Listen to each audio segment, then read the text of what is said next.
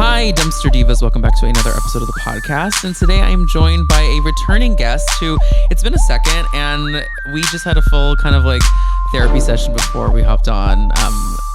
She's helping me realize some things about myself, and I'm hoping we can realize some things about our favorite reality stars here in our chat. Elizabeth Kott is here. Follow her at Elizabeth Kott on Instagram, and make sure to check out Too Niche, which is now a wedding guide, because Elizabeth had one of the chicest LA weddings that I have seen to date. And she's one of the chicest Angelinos I know. Elizabeth, welcome back. Hi. Oh my gosh, what an intro. Thank you so much for having me. It's just a wedding guide for like 2 more episodes. And then, yes. Just like a mini series. Honestly, I feel like it has to have been, I'm sure you've received a ton of feedback from people because like you did something that was not, you guys did your own thing and from what I've gathered. And like a lot of people I grew up in Texas, and baby, no one does their own thing. That's not in the books for weddings. Like everyone in my hometown got married at the same venue, I think. If you got married in Flower Mound.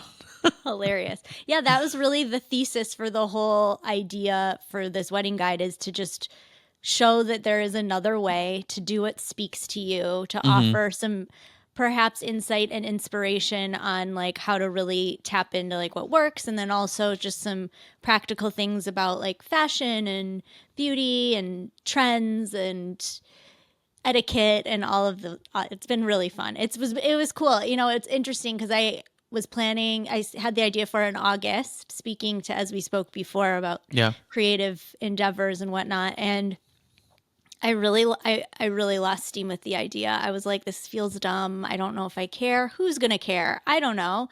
And which is so normal in any creative process, really. Like the initial spark of the idea can only really take you so far. The rest is the legwork and the one foot in front of the other. And I really had to like get back on the horse with the idea, and it's had such a great response, and it's finding a new audience. People are sending it to their friends who are in the bridal phase or in the groom phase, or, you know, and it's just been really cool to take an idea and see it through, even once you yourself may have like lost a little of the inspo with it. No, it's great. And for those that don't know, Too Niche, Elizabeth dives into hauls different types of products and not all products, but like more just like a haul of like reality TV things, or a haul of I love the haul of reality TV houses that you guys did that one time. The haul of beauty products, things like that. It's really like you could think of it as like opening up a magazine. Remember those? Yeah. And like seeing just like the different, you know, columns and whatnot, but like really my brain. So like I have a fashion background. I've always been obsessed with pop culture. I love where culture and consumerism merge. Like that's really fascinating to me. So I really like it to be a mixed bag, but it's always a thrill and never too niche. Hello. As we say. Hello? Yeah. That was my pitch. Do you like it? You really nailed the pitch. I was like, oh, she's going. Here we go. No, but go subscribe to Too Niche. It's a wonderful pod. And your voice also is so calming to me. So whenever I'm like, I need just like not to get too hype about my housewives or about the shows or pop culture. I turn on Too Niche to hear you just wax poetically about a wedding or, you know, a product. So that's very sweet. Thank you. Yeah, of course. I don't think anybody listens to their voice and thinks that sounds good. So yeah, totally. I hear it. Myself included. So yeah. Well, we're here to talk about, you know, the shows we love, and there is a lot going on, and also not at all at the same time. It feels like we're in a bit of a transition period, but I want to first touch down with the Beverly Hills reunion. First thing to start this off with you, Elizabeth, I threaded something that seems to be getting a lot of attraction on threads that I want to bring to the conversation. Yeah. And I said, I find it rich that Erica's big complaint with Garcelle is her lack of story. Well, Erica and her bestie Dorit both have only kept a spot on this television program because of the bad behavior of their husbands. If Garcelle's greatest fault is being a good, normal person, is that really something to be pressed about? and and people she are mad. She did not, but I'm getting a lot of scary comments from really. people on thread. A mix, a lot of support, but then also a lot of like Garcelle's boring things in the comments, and it's Well, like, to your point, she basically said that last night. She's like, because my, husband isn't in jail and I'm not having, a legal trial, I'm not yeah, interesting. So I think you're speaking truth. yeah, truth, but also I think I, s- I for me with Housewives, I like to be a bit of a voyeur with them. Like, I am not interested in interacting. I'm not interested in always watching people that like I particularly want to like hang out with. Like, Same. and I also don't really like a lot of them in general, but I just like the entertainment. Like, I like the human interactions. Like, it's like White Lotus to me, like watching these rich people just like interact. And so I understand the point of like Garcelle being quote unquote boring. I don't find her to be boring. I think she's also fueled a quite a bit of storyline. Like, she's always willing to talk about things, but I think she would agree that she's like, I don't have anything going on. Like, and she said it herself last night, and that's not a bad thing. No, I mean, when, okay, we have to like obviously understand Housewives lore and history here. Yeah. When we think about once Garcelle came to the mix, she knew this was after Andy lifted the like, initially it was like no actresses are allowed on BH, right? Hmm. So then we got Rinna, we got Eileen, we got, like, what you're doing as somebody who's already been in the public eye once you're coming on Real Housewives of Beverly Hills. She came on to boost her career. Like, she Yeah. had her agents brokering that deal. It's not like a regular person who's like, I'm getting casted on this show. Like, I don't know like where it's going. You know exactly where it's going. It's to bring you opportunities. And it brought Garcelle a host of opportunities. Like, it totally added like an amazing jolt of opportunity to her career, which I think is great. But like, I think Garcelle is, for me, like, she was good for like, she was a question asker. Hmm. She helped ask, like, she did the job of the producer really well, and she was just like, how do you feel about that? You know, like, Yeah. are Because you I a think a lot lesbian? of these women don't You listen to know? each other and like don't, they all just kind of, they say things and then they go and I think this is all Kyle has brought this upon the show. People talk about things and then Kyle goes and sits on them and thinks about how it hurt her feelings like months later, and then the whole season is about like, well, you said that one thing that one time that bothered me. Like, the lesbian comment was brought up here. Like, Garcelle's intention was not like I think her intention was like out her on camera. She was just like, no one cares. If you need a place, if you need to feel free to say what you want to say, like, just do it. But like, and she laughed about it. And then at the reunion, she's like, no, that really hurt me. And then Garcelle's like, well, that's just not what you said. Right. Did you like this season of BH? No. Okay. I don't think it was Neither good. did Did you? I. Yeah, it just was. I have listeners. I know I've said this 5,000 times, but like, my big issue with the season was that I just felt like we were missing like two or three people. Like, it felt like we were like, wait, every time there's a dinner, I'm always like, isn't there someone else supposed to be here? Like, I don't know. I'm just always kind of, There was too much dinner. There was too much table with yeah. well lit table. Like, I felt like that was the only time. And I feel like this is sort of like this weird, like, leftover stank from COVID, that they were like, the focus had to be on table discussions. Not that there hasn't been a history of like amazing things happening at the dinner table throughout Housewives history, Hmm. but it's like there was too much table Way for too BH much. this season. And it is not interesting. And I was rewatching like 6, 7, and 8 just to, like, feel Feel something. something? Yeah. And there's so much happening, and we're like Hmm. in their lives, and it's cool, and it's like a slice of life, and it's opulent, and it's all of these things that makes the show tick. And we just don't have that right now. No, yeah, the show is so curated. I think this is what they're actually honestly fighting about. They all curate their storylines to fulfill like career goals now. Where the reason shows like Salt Lake City work is those ladies just like they're like, what are we doing today? Okay, let's go. Like they just don't have like they this past season, especially of Salt Lake City, there was no hawking of products. Like it was just like we're just existing, we're living. And in Beverly Hills, like they all have something they're selling. They all have something, and if it's not an actual product, it's like a story. Right. And there's not an authentic like we're just filming. We just happen to be here and you just said something that really pissed me off. Like we've just lost that authenticity.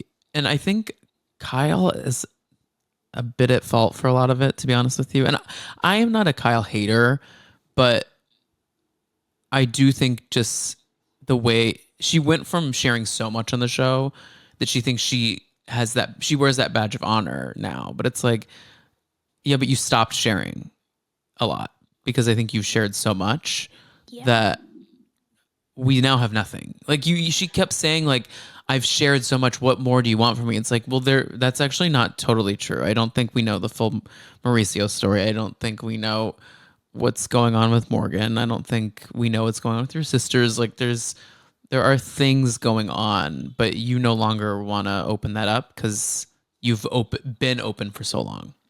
Right. I agree. I think, Kyle's an interesting one because she has shared so much, but I think the past 2 years for her have been really tough. And I think, they touched on it last season, but I think when her friend ended her life, that was a horrific, like poignant moment for Kyle. And I think from that, it led to the demise of her marriage because I gather that Mauricio didn't show up in a way that she needed.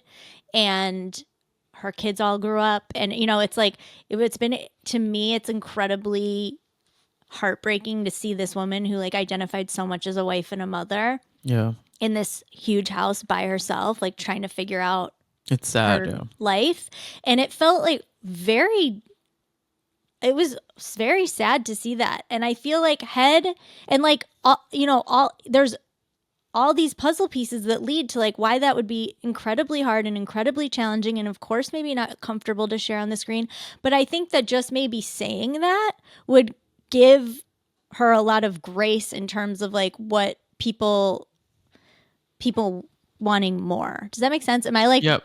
psychoanalyzing too much? No, I'm here for the psychoanalyzing, honestly. I think she doesn't I think she used to be more open and I think she forgets how far it goes to just say exactly how you feel about like a situation and not kind of cater it to reality TV. Like if she was just like with the women like sitting in her house like please don't leave tonight. Like I feel so lonely here. Or like and I know she's felt that, but she probably doesn't want to say that on camera. And it's like it's just tough.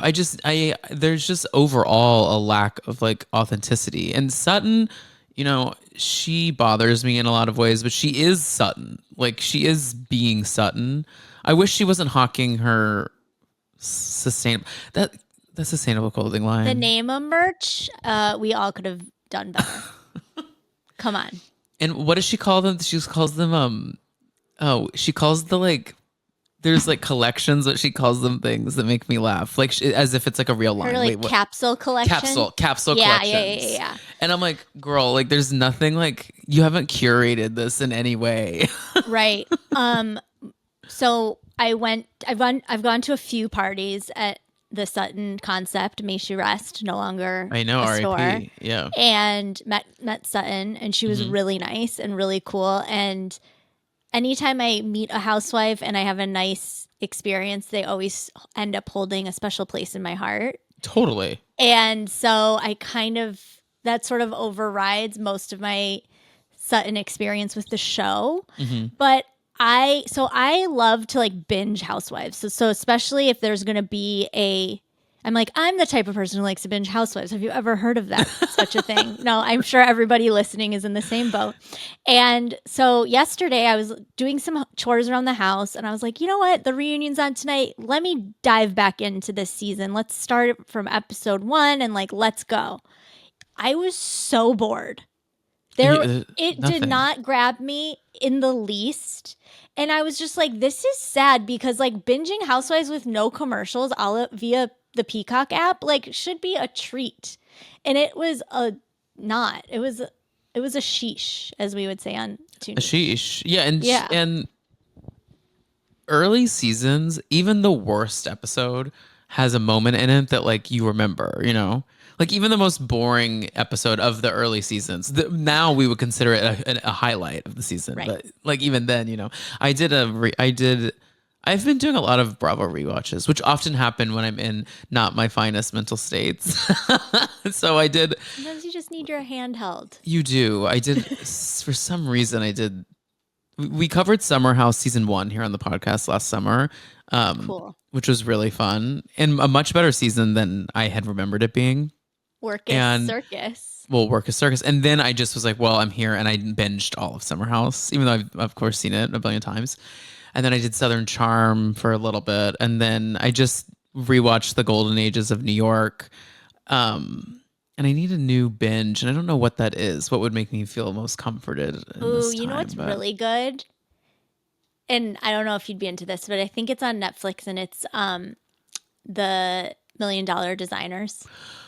oh, yes, I would be into that. It's great. And literally every single person on that cast is like gone on to like they're even more popular and more successful now than they were when they did the show. And they were all already like top of their game. Because I was thinking about doing a Project Runway rewatch because I I may like always watch Project Runway whenever it's on. I followed it to Lifetime. I followed it back Oh, to Bravo. I just always stay with yeah. it. I don't know why. It's like I think I've also been really drawn to like formulaic like television. I think it's also Mhm. having a bit of a resurgence, like episodic and procedurals, like Yeah. things where you know, like okay, so like Project Runway and reality competition, you know the sequence of events. Right. Like every episode is the same, right? Like it's like challenge is introduced, or there's a mini challenge, and then there's the challenge, and then there's the runway, and then there's the judging, and then you go to bed or you keep And then watching, it's all then it right? yeah.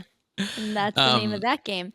Yeah, I really feel, and I've been saying this a lot on to my friends that we discuss Bravo with one another, and we're in late stage Housewives era. yeah. Like it's just not going to be the same.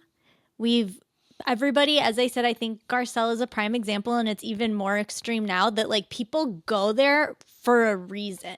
Back in the day when people were cast, they were like, "Oh, there's the show, and I got asked to do it, and like, what could go wrong?" And Yeah. and it's just the formula is so down pat now. It's like people go in order to do X, Y, and Z for their career to get, at the very least, to get brand deals. It's like everybody has sort of like there's a game they're playing, Yep.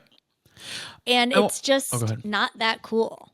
No, it's not. We don't want to watch. It's also, it's just not interesting, to be honest with you. I think that's the core problem of it, you know? Like Yeah. the formula that worked so well for so long is finding women that kind of never maybe thought they would be the star of a television show and making them a star and seeing how that affects them, you know, and Right. how it changes them.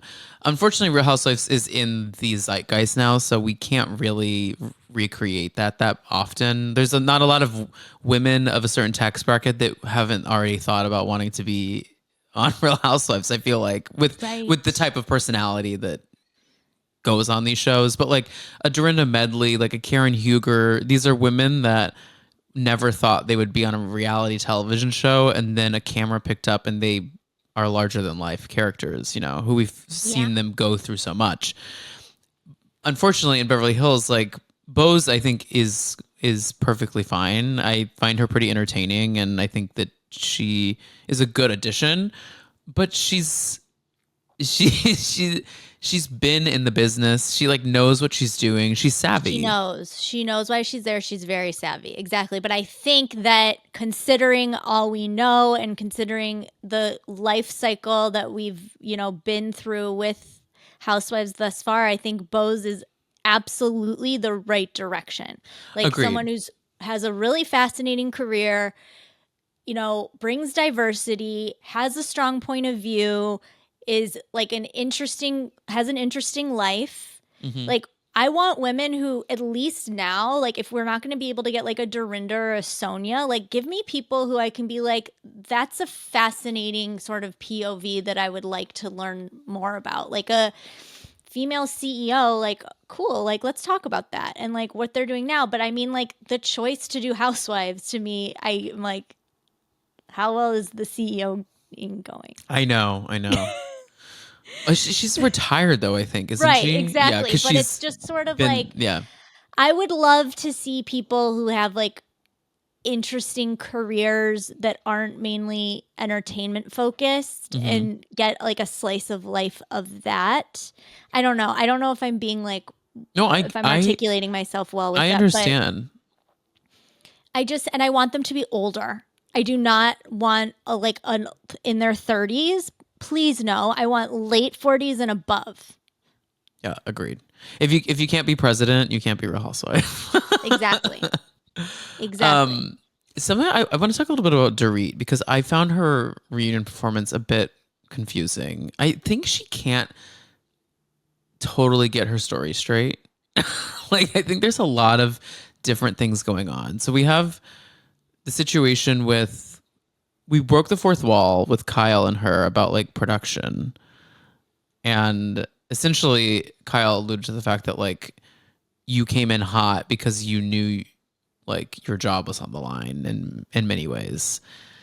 And that kind of wrecked her a little bit. Even though and she what did she say? She said something like, "Well, Kyle, I know you're like in with production essentially." Didn't she say that, right? Something like that. Yeah. Yeah, which I thought was a little which I feel like what she meant was Andy Cohen sitting right between them because he was like Right. staring at the floor like dead eyes just like um and Dorit says that that's not true, that she was not on the chopping block. I probably would believe the Kyle side of it. And then also the story with PK, like she was in the reunion talking about how she loves him and how she wants to be with him, but then he's writing statements into the reunion that are so scathing to her, like to her character, and she's also talking so openly about his alcoholism and ways that are really troublesome. I don't know where are you at with her? Okay. Where I am with Dorit, first and foremost, is she finally figured her hair out this season, Looks and that gorge. is a win. The color and the She style both. really tried every which way with that hair, and it never landed for me. It was Yeah, because she always, also was she used to be really really blonde, which I don't think looked good yeah. either. And then she went brown, which also did not work. Just So like this in honey between. blonde, sort of just like nicely coiffed like wave, I'm like proud of her. Yeah. We found our voice with the hair look, thank God. I mean, other than that, I just like truly, this season for me was so second screen. Are you familiar with that term? 1000%. Yeah, the Netflix Okay. theory. Yeah. Yeah. So like Well, for those that don't know, I second screen Netflix apparently has this theory where they create second screen television shows. Like Emily in Paris, they claim is a second screen show where they write it and construct it so you can be on your phone while you're watching it because they repeat the way the script is built. Like the story is repeated, characters repeat who they are. It's like a very it's easy to go in one ear out the other and you understand what happened while you were playing connections the whole time. exactly, like it speaks to like the TikTokification of our brains. Like it's not good. No, And no, not at all. and like BH to me was second screen. Yeah. And I just am like, I want to be riveted. Yeah, I know. So, I did appreciate how Dorit seemed to like want to tussle this season. Like she was like down to fight. Mm-hmm. And she had was like, but she was aggressive. You know, they talked about it on the show. Like you could tell she was angry. She was dealing with stuff. And I just was like, okay, like, all right. I mean, she's kind of lost me personally. Yeah, I agree. I agree. I'm not sure where we go next. And I can't believe we have 3 parts of a reunion to slog through. We don't need. Okay, we had what, 16 episodes and then a 3-part reunion. Give No, us. I think we had more. I think this is maybe episode 19. Oh, okay. So we had 8. Okay, rephrase. We had 18 episodes and 3-part reunion. I think we could have done with a solid 15, a tight 15. Agreed. 2-part reunion in and out, and we would have been. Our pussies would have been padded. The thing is, they have the viewership to just continue to watch this boring ass show. That's I think that's the problem with Bravo, right? It's so true. They have like other regardless, shows. I'm watching. I know, but we're talking about it. We've been talking about it for what, 26 minutes. So, like, I think my sister was like, I was bitching about it, and she was like, "Why do you watch?" And I'm like, "Well, because I just kind of like have to." It's like muscle memory.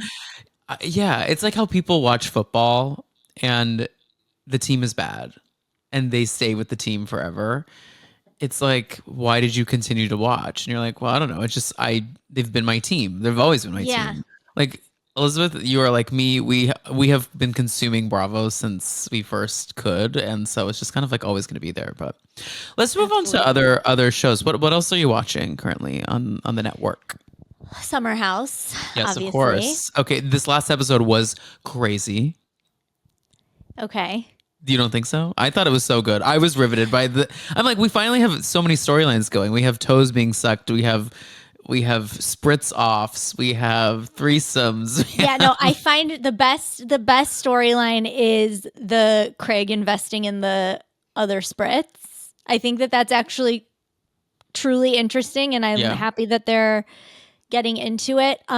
For me, I'm like, what is this show at this point? I know it's not the same show. Yeah, it's like, what do you? I guess it is kind of a larger question. Like, I don't really know, like, how the show moves forward. I think they just honestly need to stick with this cast and just be like, Summer House is just this cast hanging out instead of the premise of like 20 somethings in the summer. Yeah, no, I need Montauk, but I don't know. Throwing in Lexi, who seems great. Like, I'm not knocking her, but like, it's weird. Kyle's 42 and she's in her 20s. Like, that is a strange dynamic. And who in their late 30s, mid 30s wants to hang out with someone in their 20s? And yes, I understand who in their early 30s wants to hang out with someone in their 20s. The only girls who are going to get drunk on camera are the ones in their 20s. This I know from experience. Like, I get it, but the daytime party vibe gives me, I have anxiety watching it. Oh, really? It like stresses you out. It's like daytime Coke vibes, and I don't like it. Well, that is what it is. I know, but it's just like, I already just have the like late night scaries by watching it. See, for me, like, I don't know. I find comfort in watching these straight people behave so poorly. I don't know. I just, if it is a calming show to me. Like, it goes down so easy seeing these people just wreak havoc. And also, Andy Cohen said it once, and I believe him totally, that when he went to the house one year, like a couple seasons ago, that he was like baffled at the odor of the house. I'm like, I believe it. Like, you can just tell. There's no way West Wilson's room doesn't smell absolutely insane. But like, aren't they? I agree for sure. But like, who are these randoms showing up at this daytime party? Is it like a casting call? Are they? It's like first 50 people get entry bracelets. Like, what is the situation?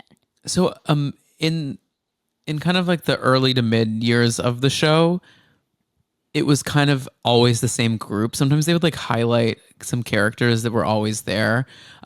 What's her name? Influencer Remy Bader. Yeah, Remy Bader used to always be at them. Like, because she's really good friends with Amanda. Like, I think they would all invite like each person would just invite 5 friends, and then once they kind of locked in that group, they were like, "Can you guys just come to all the parties or something like that? Like, or come to at Okay. least the two really big ones." And I feel like they probably do something similar here, where it's like, let your friends know, like, this is they have to sign a release, do all this, and if they can come to a couple weekends, like that's a plus or something like But that. how I don't come know. there's like fans like getting photos with West? Oh, were they The fans? vibe, I don't know if it outwardly expressed that, but that was the feeling I was getting. And I was just like, this feels weird and staged. And like, can't they just like get clearance to go to a bar? Like, what? Well, no, they can't because they got in so Right. much trouble in the early seasons. That's why they Yeah. only go to that one restaurant with the outdoor Yeah. And seating, this whatever. is probably like New York lore that you're more familiar with than I am out here So on the West Coast. I have But a friend that her family has a house in East Hampton and or Southampton, and she never watched Summer House. She's a Bravo person, but just didn't watch Summer House because it felt like a little too close to home because she like grew up out there. And she was like, all I knew about them until watching the show was that like all of the town would like ban them from coming in to film with cameras because like those first 2 seasons they just wreaked havoc on all those bars and like made everyone, and the Hamptons is so hoity-toity and annoying that like they don't want their image looking like it's a party town, even though that is what it is. Everyone's just in nice outfits, but like everyone's still doing the same drugs they do in the city. But I yeah, can it tell. is lore that they're not allowed anywhere, which is why they can never have, why they always are like, we're gonna go out, and then they just have like iPhone footage of them. Right. Yeah, no, and that makes sense. Like production logistic wise, I get that. But it's just sort of like, Like what? it But then where do feels we like go if we these can't have a party in the backyard, if we can't go out? Like, right. do we just sit at a dinner table again? Which that's also our problem with Table Beverly table Hills. combos. Table Yeah, I combos. don't know. It's tough. It's tough because these people want to keep their jobs, but I just don't know if there's a job to be kept. My guess is I feel my prediction is we're gonna get an announcement of like a Sierra Page whomever in the city spinoff show. I think that'd be fun, like a Whitney Port the city moment for like Yeah. the style girls. Yeah. I like that. I also really do believe that Lindsay's going to make a transition to Housewives of New York. I really think that it would be Something's smart. got to happen over there. I'm I open to don't whatever. I don't know if she's the change we'd like to see in the world, but I think that she would be It would be something something and I something. crave And something else. I agree. Did you see that they won a GLAAD award? N- The Real Houses of New no. York.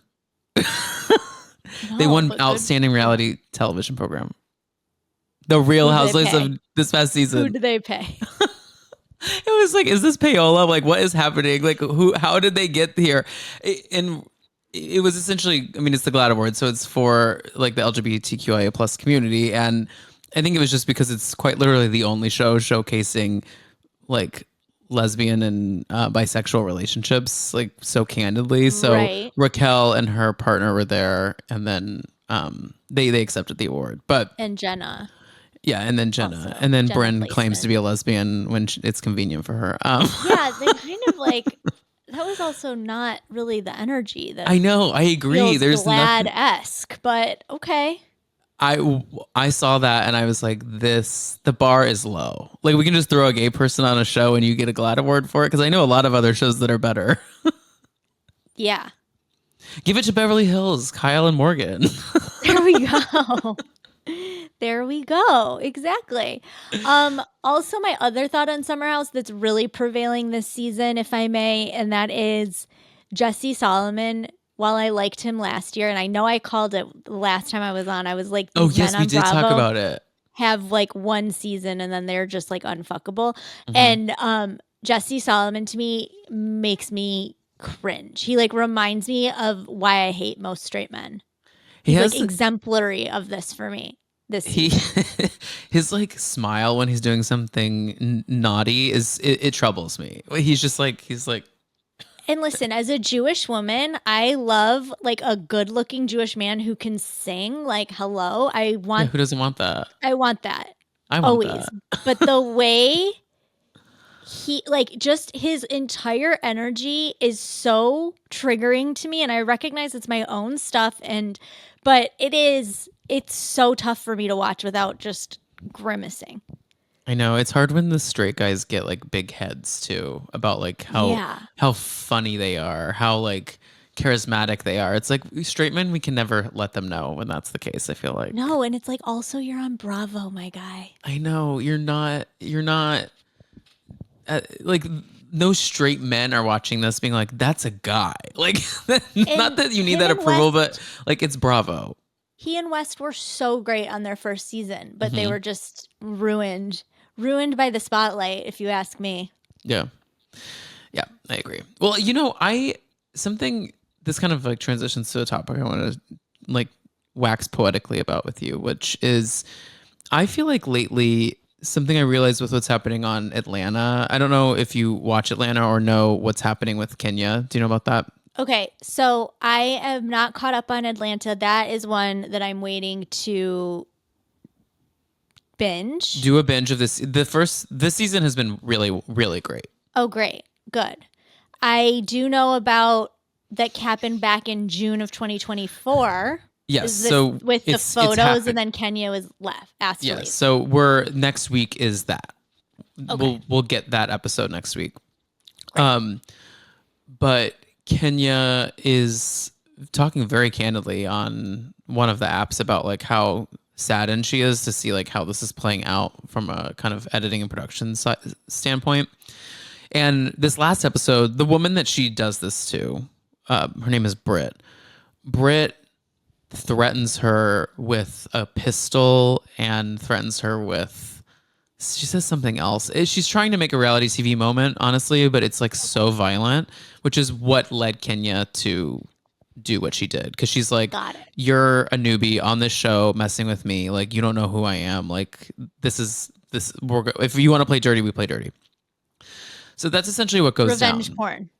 Well, revenge porn, which I thought about this, I spoke about this on the podcast last summer when the news broke about it.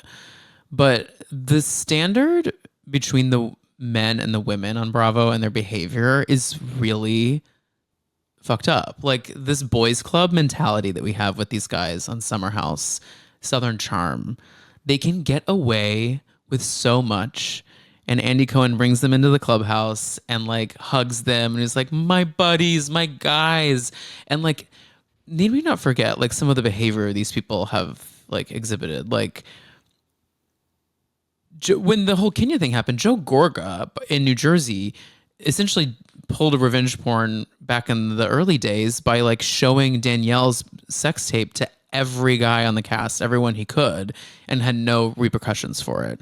Like there are instances on these shows where these men are doing things that are so inappropriate, but then they get away with it. But then when the women do it, it's like, well, we have to get them off the show.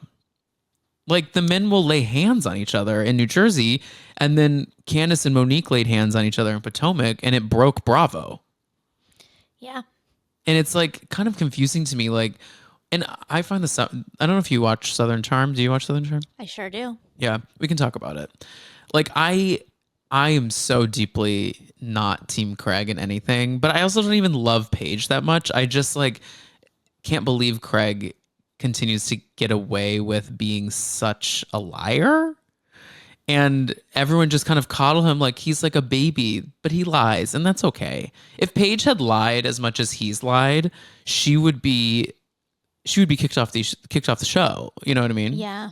And I Yeah. just I think the mean, double standard is upsetting. it's that I love that dissertation and I agree deeply.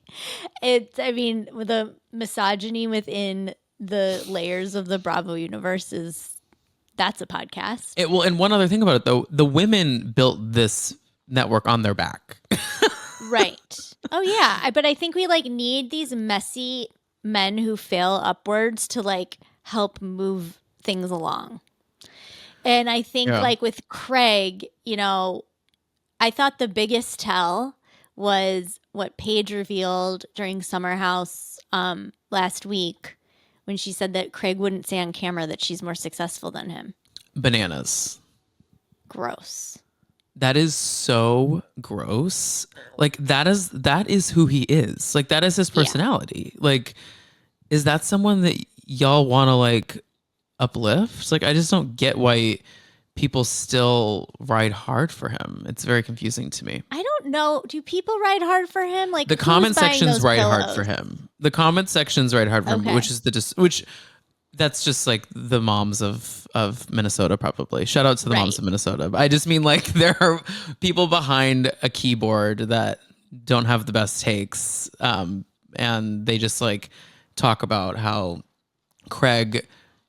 A lot of that demographic were mad at Paige for like stripping Craig of his dream of being a father or like Okay. getting Well, married and like all this stuff as she up leveled his entire existence by her 1000%. presence.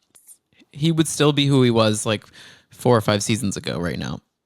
Yeah. So like she did that man all the favors in the world. Um and my guess is probably was behind the scenes helping to elevate whatever his like business goals were. Totally. So, She has a you great eye know, for stuff like that. Like I think but I she think sorry, go ahead. no, you go, you go. I really think that the men on Southern Charm in particular, they're tough. They've also been on reality TV for so long. Like if one season makes you unfuckable, 12 seasons? What are we doing? Or 10 It's seasons? it's tough. Like It it's feels this like tough 12. watch. It was a tough watch watching Shep, you know, this season. I mean, God bless them. They put their lives in front of the camera. They're doing their thing.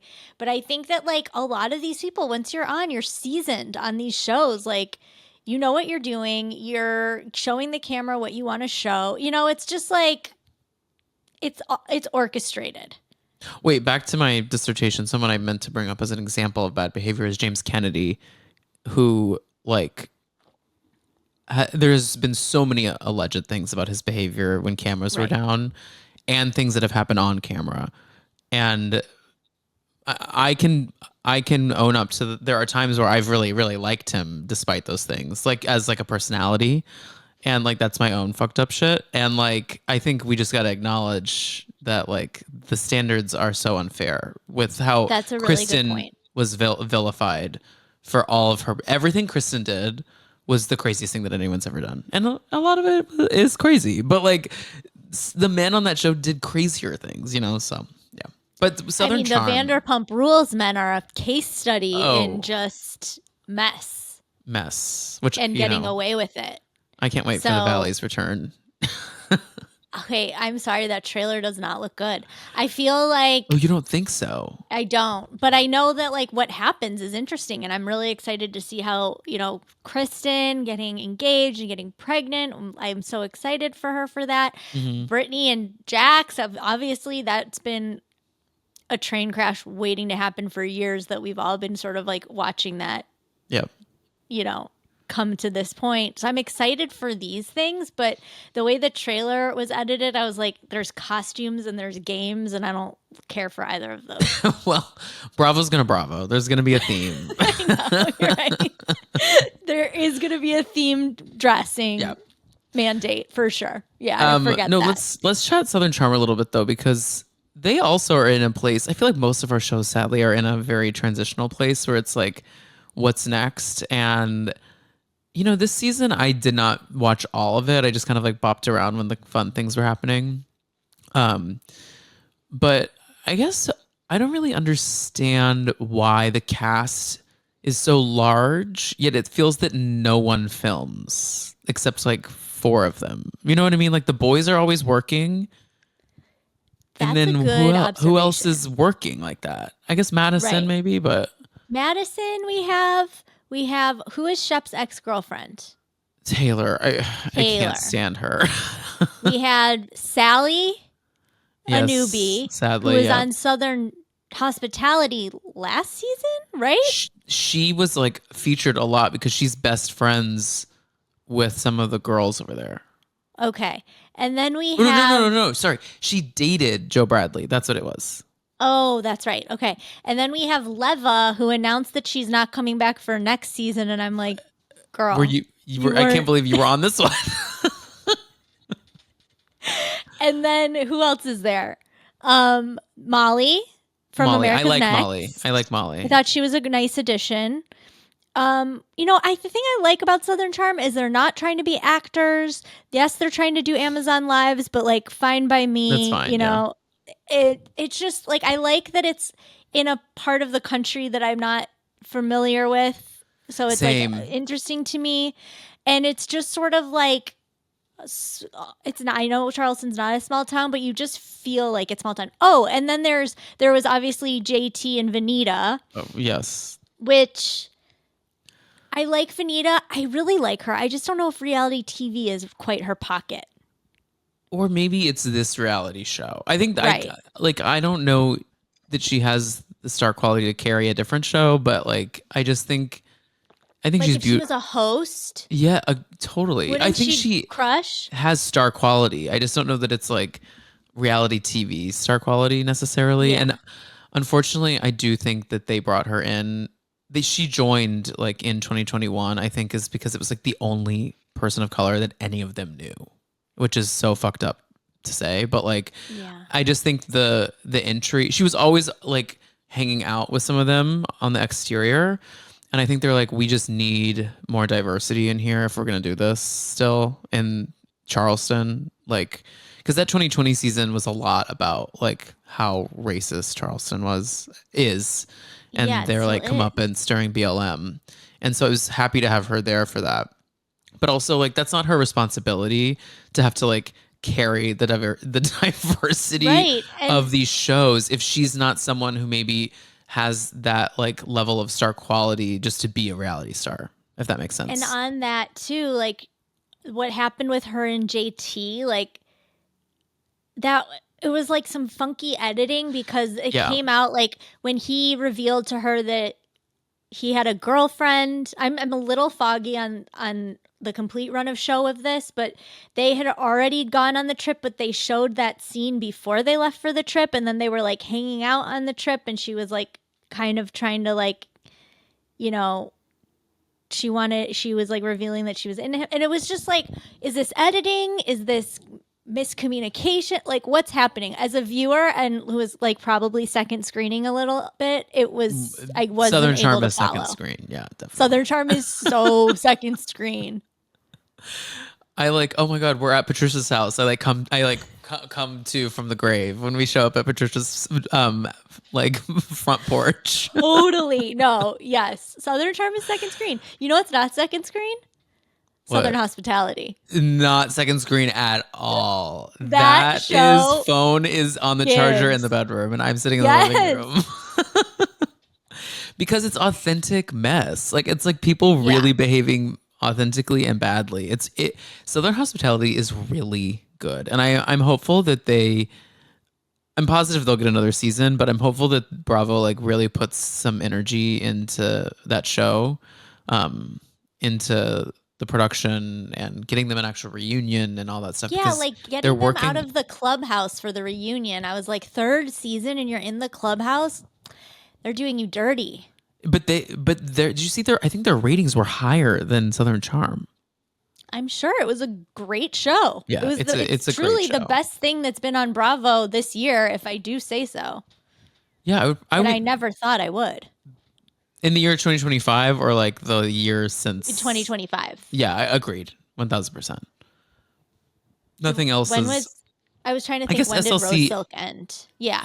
But aside ended from in Rose Silk. January, but it's that Okay. really was last year's show. But yeah, Right. Thank you. Yeah, yeah. That's I'm thinking within those parameters. yes, I thought it was the only like it was, and also I think because the expectations were low. That's a big thing. We need as Bravo viewers, we need to temper our expectations, and I yeah. think that's why Beverly Hills, to bring it back, feels like such a gut punch because the bar has been set quite high for a show like that. Hmm. And then we didn't even get a name 'em this season. You know what I mean? Like we Yeah, didn't there's no even get like a moment. Yeah, something to like bring into the zeitgeist, like it or the vernacular. It was just like a full dud.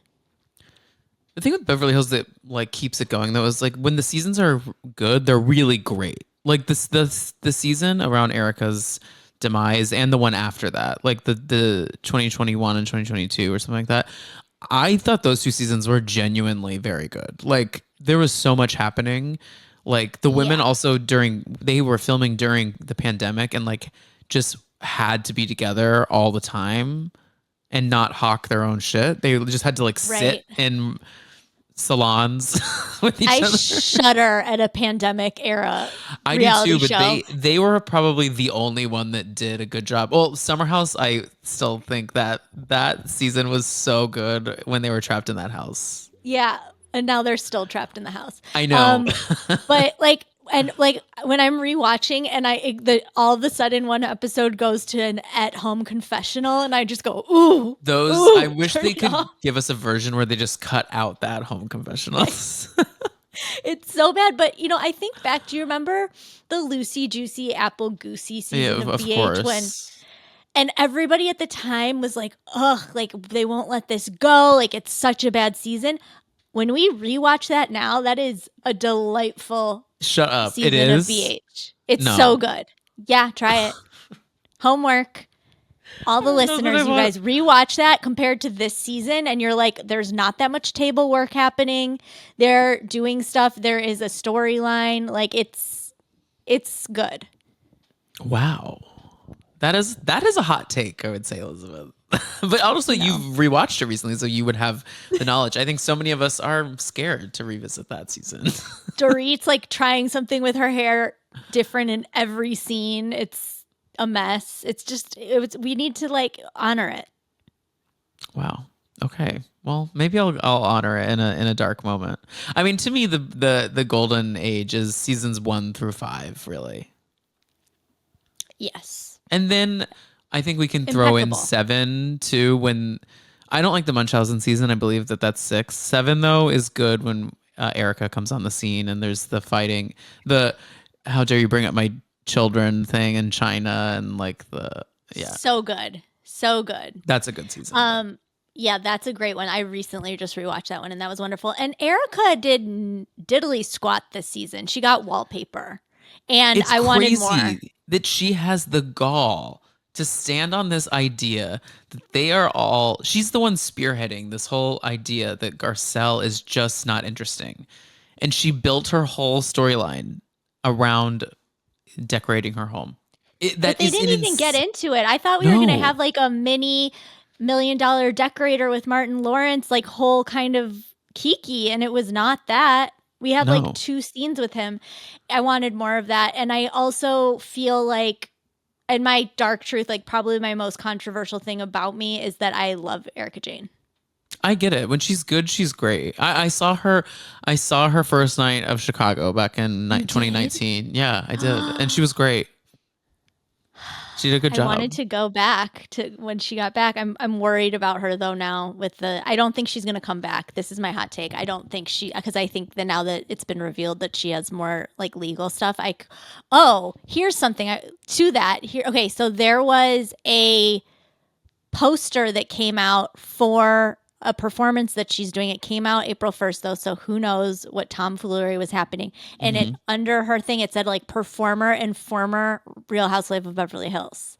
So was that a typo? Was it April Fool's or what is that about? Wait, I'm looking this up right now. Poster. I saw it on Perform. Reddit. So, it's true. Oh, I. That's where I believe anything on Reddit. I do. If it was on Reddit, it was obviously factual. I'll find it. But I'll yeah, find it and I'll send it to you. you don't think it was a deep fake because they were like trying. It was April Fool's Day. They weren't like editing the I don't image. Or, know, but I'm just yeah. saying. But then it got me thinking, and it got me thinking. Perhaps Erica has run her course with the show. I know that she probably wants to stay on because it's a great check, but like, Yeah. does She she? needs money. Does she want to be this trial that's going to be clearly happening? Does she want to be naming them? For Right. that. I mean, The I'd be open to it. I could truly watch most things. I just like her. I just do. I have She's watchable. an affinity I kind of towards her. understand. So the recent charge is that she is accused of spending $24 million in funds that belong to her estranged husband, Tom Drury's clients. Is that what it is? No, that's the old charge, isn't it? But she's Um, going to court, right? yeah, like Um, it's going to trial. oh yeah, no, that is it. Yeah, $24 million. Yeah. Between that though, and also the Marco thing is really dark to me with that's her. really dark. And when I think about that, I get really upset, and then I Yeah, I was gonna go, say, I I know don't you love of it a as much. yes, you're a very good person. I want you to not align with that because that really frightens me. That's super fucked, and I want answers. I agree, and yeah, and she, but see, this is the thing. Okay, but now I'm kind of mad at you because this is the thing that pisses me off about her because of like she has all of this going on behind the scenes. She had this Marco shit. She has this new trial, and we're still talking about her wallpaper. It's like what? Right. It's true. No, I do. I agree with you. Like, we did Yeah. not get a good, we didn't get it good. The last 4 minutes of episode 18 gave us like a tiny kernel of what like actually is going on in her brain.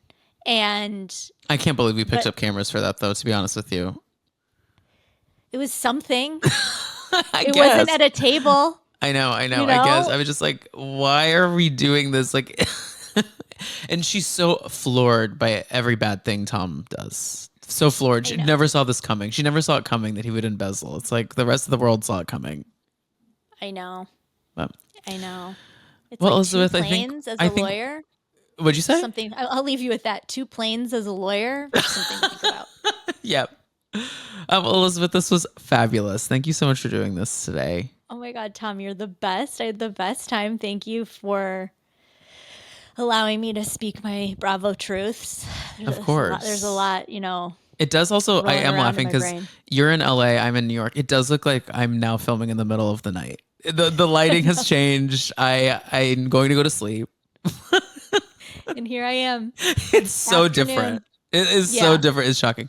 Well, Elizabeth, tell everyone where they can follow you, listen to you, all that stuff. Yeah. So listen to Too Niche. Available wherever you get your podcasts. I have a Substack, the Too Niche Mood Board. It's elizabethkott.substack.com. You can find links to everything over on my Instagram at Elizabeth Kott. And you know, that's the deal. Yeah, and then make sure to follow me at the Tom Hamlet and follow the Dumpster Dive YouTube channel at Dumpster Dive Pod on YouTube. And we will be going live once again every Thursday at 7 p.m. So check that out. This week we're chatting Summer House. You'll probably hear this after the live happened though. So come next week. I will. But bye, you guys.